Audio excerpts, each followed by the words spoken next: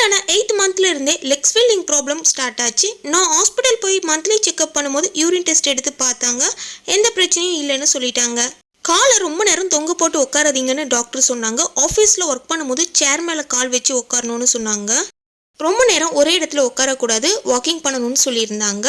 கால் வீக்கத்தை போக்குறதுக்கு எங்கள் பாட்டி எனக்கு ஒரு கஷாயம் செஞ்சு கொடுத்தாங்க. தனியா, சோம்பு, மிளகு, சுக்கு லைட்டாக வறுத்துட்டு ஆற வச்சு மிக்சியில் பொடி பண்ணி எடுத்து வச்சுக்கிட்டாங்க. இப்போ ஒரு சின்ன பாத்திரம் எடுத்து வச்சுக்கோங்க. இதில் 1 டேபிள் ஸ்பூன் அளவுக்கு நம்ம அரைச்சி வச்ச பொடியை சேர்த்துக்கலாம். இது கூட ஒரு 1.5 டம்ளர் அளவு தண்ணி சேர்த்து இதை மிக்ஸ் பண்ணிக்கோங்க. இது கொஞ்சம் கொதிச்சு வரும்போதே இது கூட பனவெல்லம் சேர்த்துக்கிறேன். இது கூட நீங்கள் பனக்கற்கண்டு கூட சேர்த்துக்கலாம். பனவெல்லம் சேர்த்ததுக்கு அப்புறமா ஒரு கொதி வந்த உடனே ஸ்டவ் ஆஃப் பண்ணிடுங்க. இதை வடிகட்டி கொஞ்சம் மிதமான சூட்டில் எடுத்துக்கலாங்க.